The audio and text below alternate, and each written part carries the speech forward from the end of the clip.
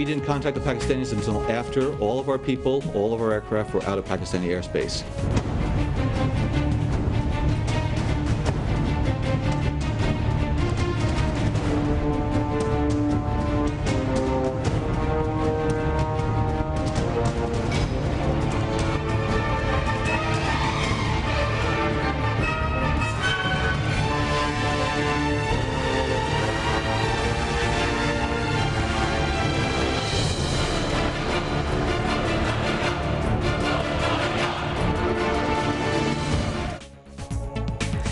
नाज़रीन, मैं फरिया इदरीस। सबसे पहले बात करेंगे उसामा बिन लादेन की मौत, जिसने हजारों सवालात उठा दिए और दुनिया में तहलका ही मचा दिया। और उसके बाद बात होगी पाकिस्तान की खुद मुख्तारी की। क्या हमारी डिक्शनरी में ये लफ्ज है भी? और उसके बाद पाकिस्तान पीपल्स पार्टी और पाकिस्तान मुस्लिम लीग काफ की। Welcome to news speed.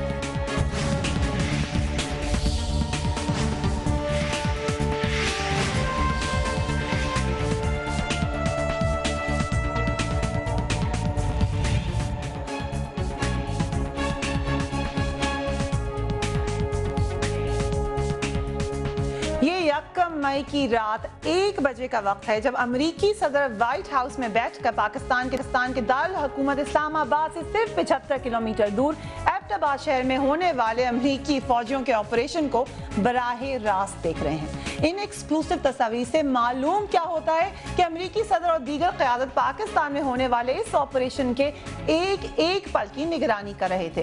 ये देखिए, ये तस्वीर उस वक्त की है जिस वक्त अमरीकी सदर पाकिस्तान में होने वाले इस ऑपरेशन की बराहे रास्त निगरानी कर रहे हैं। इससे सदर ओबामा का एक इंतहाई जिम्मेदार, बुर्दबार और अपने मुल्क की सलामती के लिए परेशान, फिक्रमंद सदर का तासुर उभरता है, जो हजारों मील दूर उतरने वाले, लड़ने वाले अपने फौजियों पर सारी तवज्जो मरकूज किए बैठा है। मगर जब हमारे दारुल हुकूमत से 75 किलोमीटर दूर गैर मुल्की फौजें घुसकर एक फौजी ऑपरेशन कर रही थी, तो इस वक्त हमारी क़यादत क्या कर रही थी? इस वक्त हमारे सदर साहब अपने मुल्क की सरजमीन पर होने वाले इस अमरीकी फौजी ऑपरेशन से बेखबर ऐवान सदर में चौधरी बरादरान से वजारतों के मामले पर मुज़ाकरात में मसरूफ थे। जबकि हमारे आर्मी चीफ के बारे में ये कहा जाता है कि उस वक्त पंजाब की वजीर आला शहबाज शरीफ से शायद बहुत ही अहम अमूर पर बातचीत में मसरूफ थे। रात 1 बजे जब एबटाबाद में एक हेलीकॉप्टर गिरकर तबाह होने की खबर मीडिया पर आई, तो भी पाकिस्तानी मीडिया चौधरी शुजात हुसैन और परवेज इलाही के सदर सरदारी से मुलाकात के बाद होने वाली ब्रीफिंग में ही मसरूफ रहा। किसी ने भी ये सवाल उठाने की जहमत ही नहीं की कि आधी रात को एबटाबाद जैसी हसास जगह पर हेलीकॉप्टर क्यों उड़ रहे थे और उनमें से एक हेलीकॉप्टर गिरकर कैसे तबाह हो गया। अमरीकी मीडिया पर जब सदर ओबामा ने उसामा बिन लादेन की हलाकत का ऐलान किया, तो पूरे अमेरिका में अवाम ने जश्न मनाना शुरू कर दिया। ये कौम क्यों ना जश्न मनाए? उस कौम की खुशी के मनाजिर हैं जो अपने क़यादत पर पूरा यकीन रखते हैं कि वो उनकी सलामती और हिफाजत के लिए हर वक्त चौकन्ने और तैयार हैं। जब पूरी दुनिया का मीडिया एबटाबाद में उसामा की हलाकत की खबरों से गूंज रहा था, तो पाकिस्तानी एस्टेब्लिशमेंट खामोश बैठी थी। पाकिस्तान की सरजमीन पर अमरीकी फौजियों के हाथों इस अहम ऑपरेशन के 12 घंटे बाद तक इस्लामाबाद और रावलपिंडी में सख्त ताई रहा और इस बारे में कोई बयान जारी नहीं किया गया। अमेरिका ने कहा है कि इस हमले के लिए पाकिस्तान को पहले से बताया ही नहीं किया था।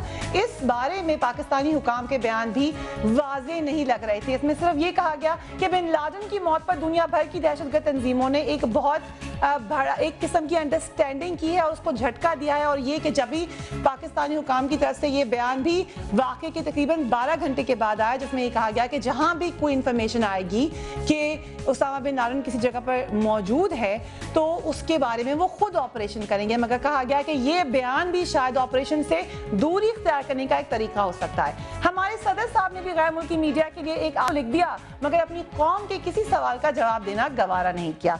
हम उस आर्टिकल के बारे में भी बात करेंगे। पाकिस्तान में उसामा बिन लादेन की मौजूदगी और हलाकत के हवाले से जहां दुनिया भर का मीडिया सवालात उठा रहा है, उंगलियां उठा रहा है, वहीं पाकिस्तानी कौम भी इस ऑपरेशन के हवाले से हकाइक जानना चाहती है। और इसी बारे में आज का हमारा प्रोग्राम है। क्या हम कभी हकाइक सामने लेकर आएंगे? अभी थोड़ी देर पहले एक और प्रेस रिलीज फॉरेन ऑफिस से शाया हुई है और उसके बारे में भी आपको डिटेल में बताएंगे कि उस प्रेस रिलीज में क्या कहा गया है। मगर देखिए वो सवाल जो न्यूज़ बीट आज उठा रही है اور یہ سوالات اسی پر بیسڈ ہیں جو کہ پوری دنیا اب پاکستان کے بارے میں اٹھا رہی ہے. اسامہ بن لادن کی ہلاکت پر ہونے والے سوالات. کیا پاکستان کی قومی سلامتی کے ادارے اسامہ بن لادن کی کاکول ملٹری اکیڈمی سے صرف چند سو گز فاصلے پر موجودگی سے لا علم تھے؟ اس کمپاؤنڈ کی دیواریں کافی اونچی تھی, اس پر خاردار تار اور سیکیورٹی کیمرے بھی نصب تھے. اسے کس نے تعمیر کیا؟ کیا مقامی حکام بشمول پولیس اور ملٹری اکیڈمی کے لوگوں کو اس پر کبھی بھی شک ہی نہیں ہوا؟ کیا اس امریکی آپریشن کے دوران پاکستانی ریڈار جام کر دیے گئے تھے؟ کیا امریکی ہیلی کاپٹر کاکول ملٹری اکیڈمی کے پاس پرواز کرتے رہے اور ہمارے حکام کو خبر ہی نہ ہو سکی؟ اسامہ کو کس نے مارا, امریکی فوج نے یا اس کے گارڈ نے؟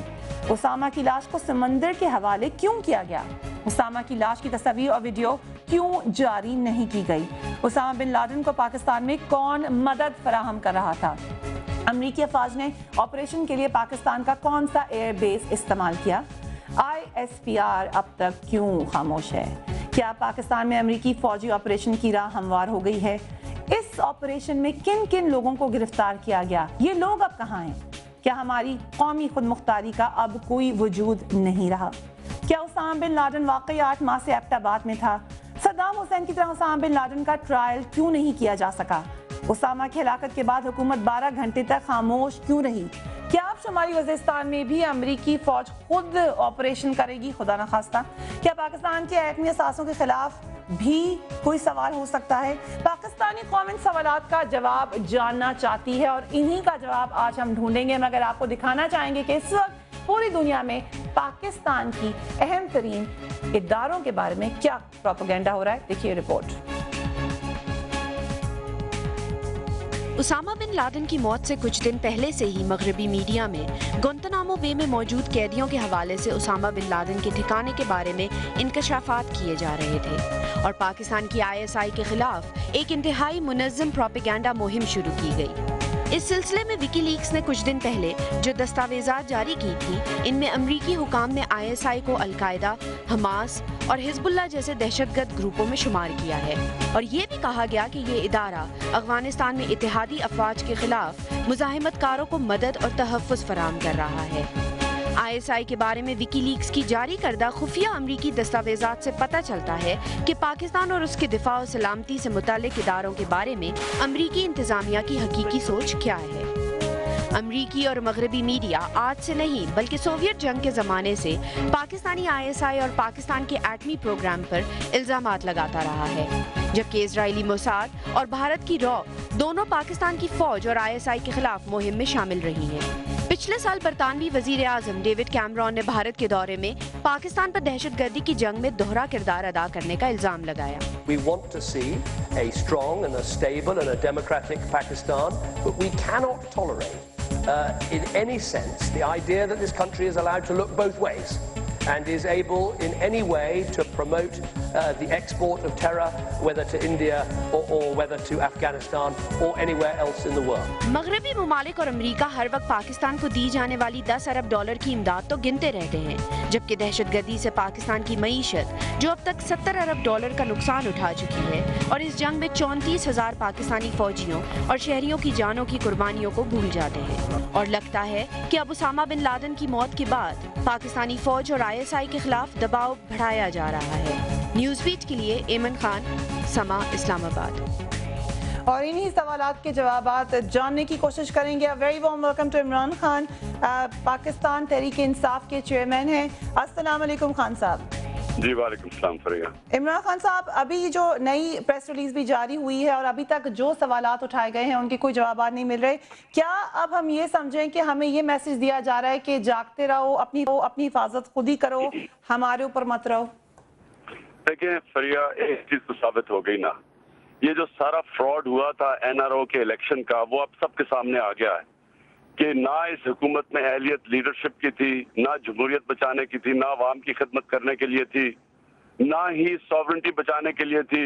اور یہ جو ساری وار آن ٹیرر کا جو اب آج پاکستان کو جو آج شرمندگی اور ذلت اٹھانی پڑ رہی ہے, کوئی پاکستان کے پاس لیڈرشپ نہیں ہے جو کاؤنٹر کر سکے, جو کھڑی ہو کے دنیا کو کہہ سکے کہ کیا فیکٹس تھے, کیا ہوا اس میں.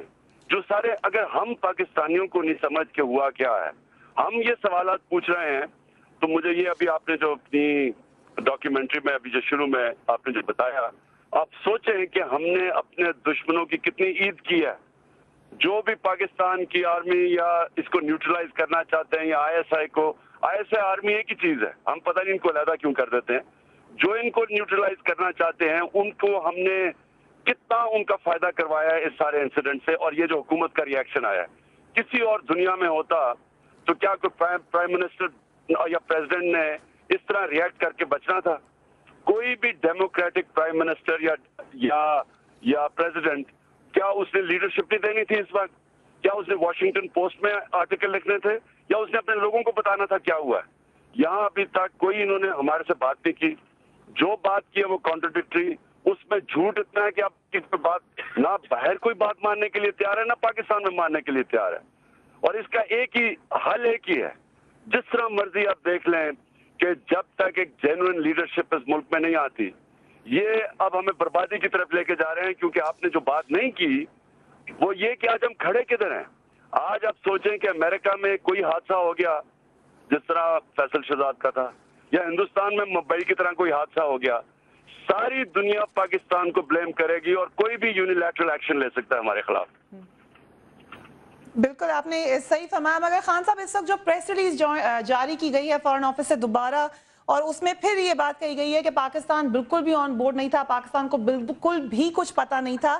इस मामले में अगर पाकिस्तान की एयर स्पेस वायलेट की गई है तो क्या पाकिस्तान की आर्म्ड फोर्सेस को यहाँ पे कोई बयान नहीं देना चाहिए? नहीं, इसमें मुझे बताएं कि या तो ये मिलिट्री डिक्टेटरशिप हो तो हम आर्म फोर्सेस से पूछें। पहली तो जिम्मेदारी इनकी है। ये जो ऊपर बैठे हुए हैं वजीर आजम और प्रेसिडेंट, क्या ये माल बनाने के लिए बैठे हुए हैं सिर्फ? क्या इनके अपने बाहर बैंक अकाउंट संभालने के लिए बैठे, अमरीकनों को खुश करने के लिए बैठे हुए हैं? इनकी क्या जिम्मेदारी है, मुझे ये बताएं। क्या बंदर बांट पे लगे हुए हैं कि अपनी कुर्सियां बची रहें, वजारतें बांटते रहें, पैसे बनते रहें, और मुल्क जाए जब जिम्मेदारी आए तो ये क्या फौज के ऊपर छोड़ दें? पहले तो अगर ये अपने आप को democracy is the best revenge के नाम पे गवर्नमेंट बैठी है, पहले तो जिम्मेदारी फैसला करे ना कि क्या ये डेमोक्रेटिक गवर्नमेंट है या नहीं। अगर तो ये फैसला कर बैठे हैं कि सारी पावर फौज के पास है और हम सिर्फ पैसे बनाने के लिए हैं, तो फिर फौज जवाब दे। असल में लोग जवाब चाहते हैं, पहले फौज हमें बताए कि ये इतनी बड़ी फौज अगर हमारी है, ये क्या हुआ है। अगर आप यहाँ बैठ के कह रहे हैं कि हमें पता ही नहीं है, आपको पहले रिजाइन करना चाहिए। ये इनकी प्रेसिडेंट और प्राइम मिनिस्टर दोनों को रिजाइन करना चाहिए कि आप इतना बड़ा पाकिस्तान में ब्रीच ऑफ आपकी सॉवरेंटी हुई, और उससे पहले इनको रिजाइन करना चाहिए था कि हर बार हमारे झूठ बोलते रहे। रेमंड डेविस पे इन्होंने झूठ बोले, ड्रोन अटैक्स पे मुसलसल झूठ बोलते रहे हमारे से, सारा ये जो ब्लैक वाटर पाकिस्तान में था उस पे झूठ बोलते रहे हमारे से कि नहीं है कि, और अब सारे इनके इतनी सारी दुनिया के सामने ये जलील हो रहे हैं क्योंकि झूठ बोला। फिर इन्होंने ना लोग मानने के लिए तैयार हैं कि इनको पता नहीं था, ना लोग ये मानने के लिए तैयार हैं कि ये इनकी वजह से, ये बाहर के लोगों की मैं बात कर रहा हूँ तो, और पाकिस्तानी अवाम को कोई समझ नहीं आ रही कि सच क्या है। अब बीच में कॉन्स्पिरेसी थियरीज निकल रही हैं, लोगों को पता नहीं। लेकिन असल में प्रॉब्लम क्या हुआ है, टोटल लीडरशिप फेलियर है पाकिस्तान में।